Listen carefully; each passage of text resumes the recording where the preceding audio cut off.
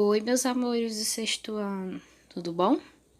Eu espero que sim, eu espero que vocês estejam bem, eu espero que vocês tenham gostado da minha prova. Para aqueles que ainda não fizeram a prova, ela continua disponível para estarem fazendo no link que eu mandei para vocês.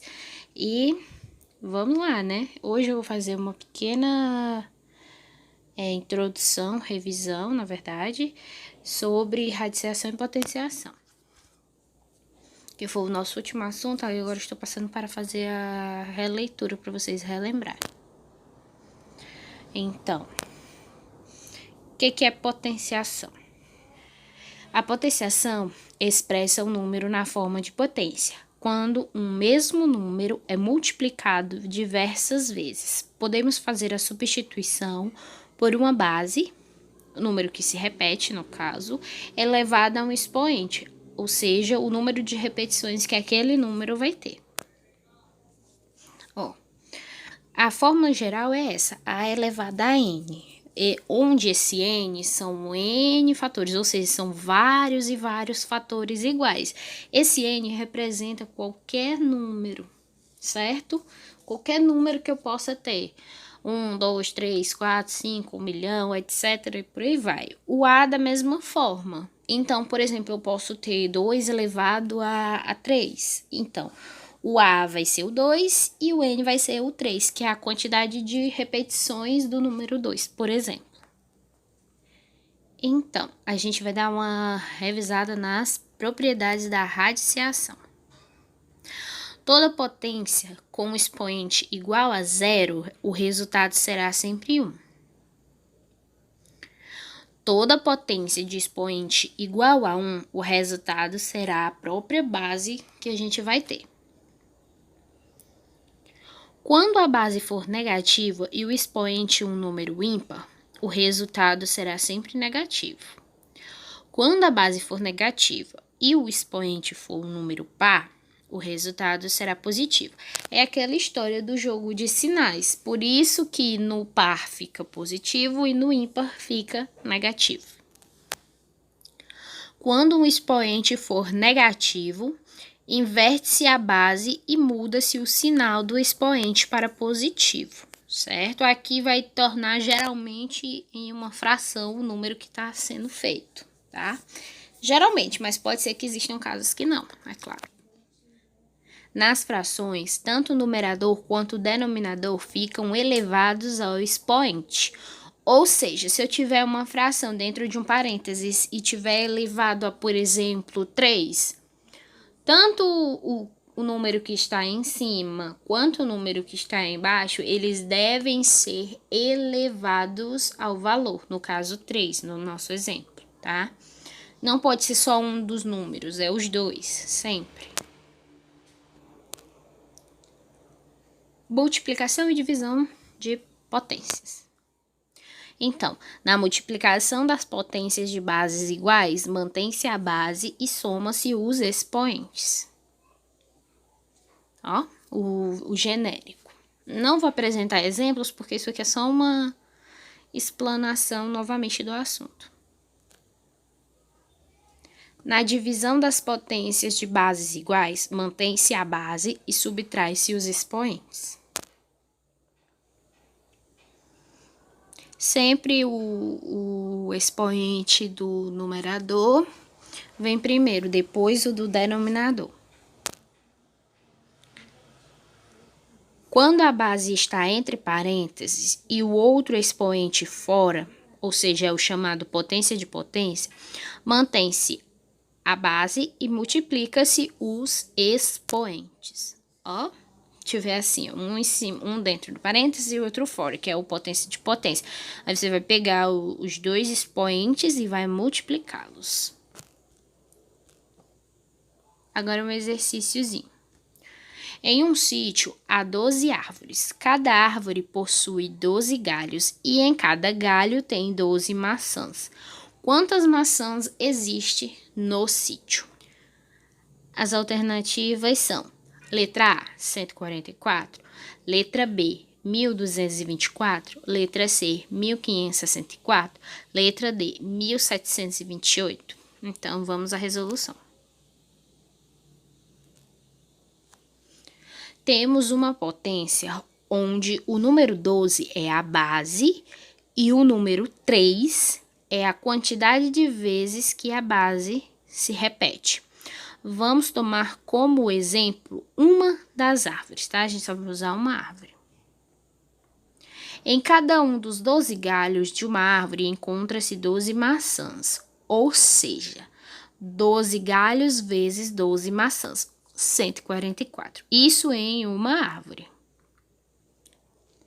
Só que no total temos 12 árvores, ou seja, 144 vezes 12 nos dá o número total de maçã. Isso pode ser expresso na forma de potência. Vamos ver?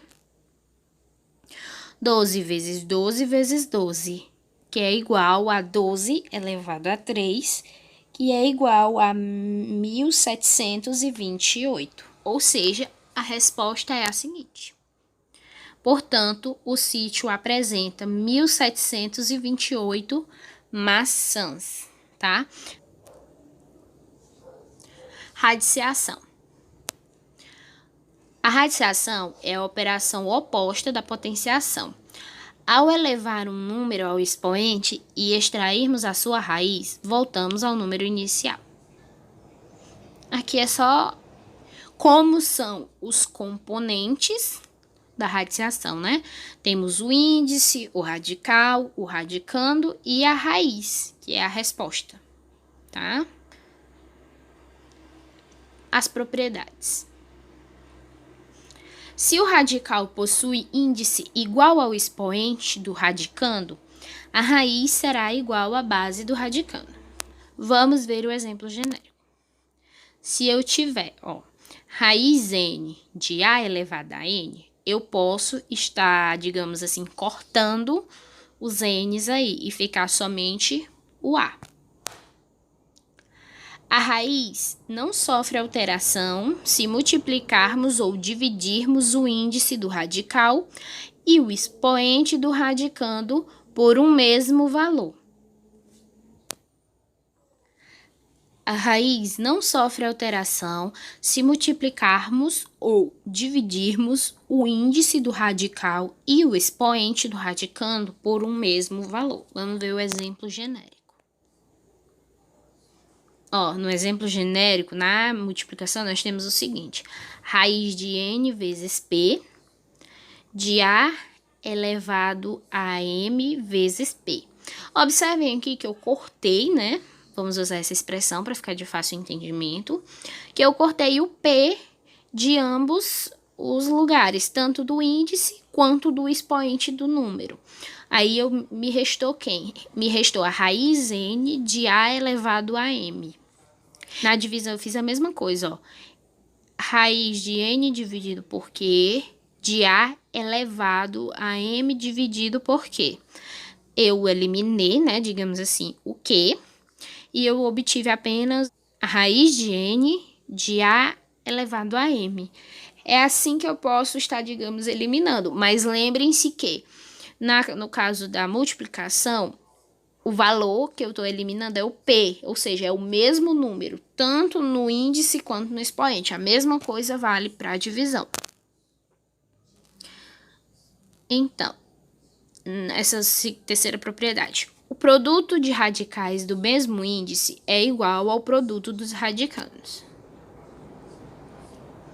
Então, se eu tiver a raiz n de a vezes b, eu posso estar escrevendo essas raízes separadas, mantendo o índice do radical igual, ou seja, raiz de n de a vezes a raiz de n de b, separadamente.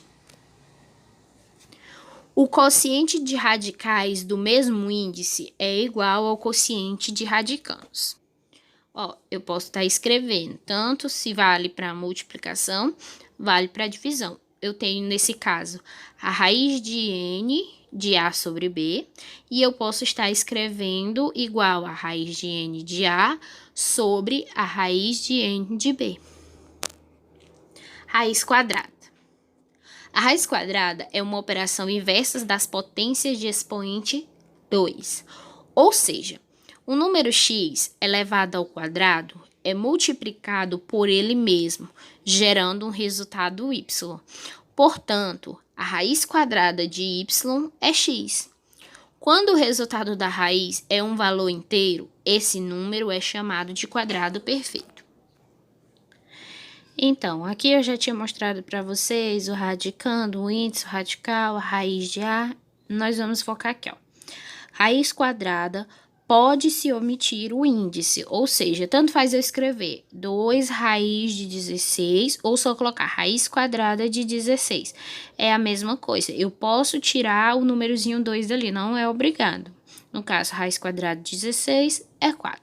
Já em outras raízes, não pode-se omitir o índice, ou seja, por exemplo, na raiz de 3 ou raiz cúbica de 27, eu não posso omitir esse 3zinho ali não, porque senão se torna uma raiz quadrada. Então, sempre que precisar ser algum índice maior do que 2, você tem que colocar. No caso aqui, é raiz cúbica de 27, que é igual a 3, tá? É isso que vale. Números quadrados perfeitos. Ó, um quadrado perfeito, um número quadrado perfeito, é um número natural que, se radicado, possui como resultado outro número natural, ou seja, são resultados da operação de um número multiplicado por ele mesmo.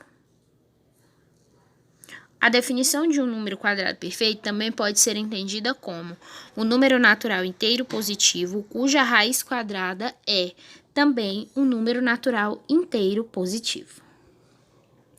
Assim temos 1, 4, 9, 16, 25, 36, 49, 64, 81, 100. Isso são alguns exemplos de quadrados perfeitos. Ó, raiz de 1 é 1, raiz quadrada de 4 é 2, raiz quadrada de 9, 3, raiz quadrada de 16, 4, raiz quadrada de 25, 5, raiz quadrada de 36, 6, raiz quadrada de 49, 7, raiz quadrada de 64, 8, raiz quadrada de 81, 9, raiz quadrada de 100, 10. Isso aqui são os chamados quadrados perfeitos, tá? Então, expressões numéricas. Para resolver as operações indicadas nas expressões numéricas, também elas devem ter uma ordem. Potenciação e radiciação, multiplicação e divisão, na ordem que aparecerem da esquerda para a direita, operações de adição e subtração, na ordem também que aparecerem da esquerda para a direita. Nesse primeiro exemplo aqui, não tem potenciação, radiciação, nem multiplicação e divisão. Vamos ter só adição e subtração. Então, vai ser na ordem que aparecermos. Lembra também que tem a ordem dos parênteses, colchetes e chaves, tá? Não se esqueça. Então, 20 mais, abre colchete, 30 menos, abre parênteses, 11 mais 5, dá 16, mais 2. Então, eu repeti o 30 menos, aí resolvi quem estava dentro do parênteses, que deu 16, e repeti o 2. Então, agora eu vou resolver quem está entre os colchetes. Vou repetir o 20 mais e vou resolver 30 menos 16 mais 2, que dá 16, tá? Então, sobrou quem? 20 mais 16, que é igual a 36. Vamos resolver o próximo exemplo. Ó, eu tenho potência, mas não tenho radiciação. Então, eu vou resolver primeiro as potências. Lembre-se da ordem, novamente, que ainda tem parênteses, colchetes e chaves. Então, vamos resolver as potências. Então, eu vou repetir, ó. 3 vezes, abre chaves. 4 ao quadrado dá 4 vezes 4, são 16. Menos, abre o colchete. 5 vezes, aí quanto é 2 elevado a 3? É 8, né? Porque é 2 vezes 2, 4, vezes 2, 8. Mais 7 vezes, abre parênteses. Quanto é 9 ao quadrado? É 81. Menos 80, fecha parênteses, colchetes e chaves. Próxima linha. Eu vou repetir, né? Porque eu ainda tenho números que precisam ser resolvidos e estão dentro dos parênteses, tá? Nós vamos repeti-los, ó.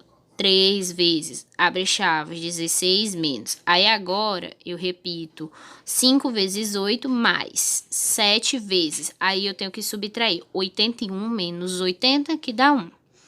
Próxima linha, eu vou resolver quem está dentro do colchete. E vou repetir os demais. Então, 3 vezes abre chave, 16 menos. Aí agora, observem que eu posso resolver simultaneamente as multiplicações, pois elas são separadas por uma adição. Então, eu posso 5 vezes 8, 40, mais 7 vezes 1, 7. Ó, resolvi todo mundo. E agora eu volto para resolver quem está ainda dentro dos colchetes. 3 vezes 16 menos, aí eu vou somar 40 mais 7, 47. Então, agora eu não preciso mais do colchete, porque eu só tinha um resultado, então vou resolver quem está dentro da chave agora. Que ficou 3 vezes, abre chaves, 16 menos 47, fecha chaves, certo? Aí agora, por último, eu resolvo 3 vezes 16 menos 47 dá menos 31. Então, 3 vezes menos 31 dá igual a menos 93, porque eu vou fazer o jogo de sinal. Mais por menos dá menos. E 3 vezes 31 dá 93. Um exercíciozinho agora sobre radiciação em si. No exemplo, a gente tem a raiz quadrada de 144.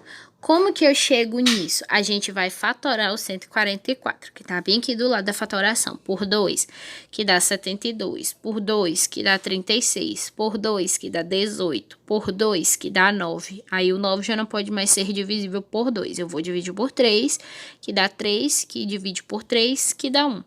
Logo, a fatoração do 144 é 2 à quarta vezes 3 ao quadrado. Observem ali que eu botei raiz quadrada de 2 elevado a 4 vezes 3 elevado a 2. Lembra das regrinhas das propriedades de radiciação? Porque agora eu posso resolver separado, né? Eu posso resolver raiz quadrada de 2 elevado a 4 vezes a raiz quadrada de 3 elevado a 2, tá? Eu posso fazer o quê? Eu posso simplificar, ó. Eu posso transformar em uma fração. Mas não vai interessar muito nesse momento, não. A gente vai observar que eu vou ter o quê? Quando eu tiver esse 4 aí, eu posso estar dividindo ele em duas partes. Eu posso estar botando 2 elevado ao quadrado vezes 2 elevado ao quadrado. O que me sobra... 2 ao quadrado, né? Porque quando eu cortar, 4 dividido por 2 vai dar 2. Então, fica 2 elevado a 2 vezes 3. Porque ambas as raízes, se eu cortar, elas são iguais. Então, fica elevado a 3. Quanto é 2 ao quadrado? É 4 vezes 3, 12. Ou seja, a raiz de 144 é 12. Vamos a mais um exemplo. Mesma coisa. Agora, só que eu não tenho raiz quadrada. Eu tenho uma raiz cúbica, ou seja, é uma raiz elevada a 3, de 243. Observe que a gente vai fatorar ela, ó. 3 por 3, por 3, por 3, por 3. E no final dá 1. Normalzinho a fatoração. Então, ficou 3 elevado a 5, que é igual aos 243. Observe que eu coloquei aqui e separei dessa vez, ó. Raiz cúbica de 3 elevado a 3 vezes 3 elevado a 2, né? Porque se eu somar, vai dar 5. Então, eu tenho algumas opções de resposta. Por quê? Porque não é uma raiz exata, tá? Não é uma raiz cúbica exata. Eu posso estar escrevendo aqui, ó. 3 vezes 3 elevado a 2 terços, ou 2 vezes a raiz cúbica de 3 ao quadrado, ou ainda 3 vezes a raiz cúbica de 9. Eu prefiro que vocês usem os dois últimos resultados quando a gente tiver, em vez de usar esse de fração, tá? Ou vocês podem estar usando 3 vezes a raiz cúbica de 3 ao quadrado, ou o 3 vezes a raiz cúbica de 9. Tá? Observe que nem sempre chegaremos a eliminar o radical, ou seja, eliminar tudo, porque nem todo número é um quadrado perfeito, e nem um cubo perfeito também, tá? Então, por hoje era isso, era só uma pequena revisão com a adição de algumas coisas a mais, alguns elementos para vocês estarem aprendendo algumas coisas a mais. Não se esqueçam, fiquem em casa, fiquem bem. Até a próxima. Tchau, tchau!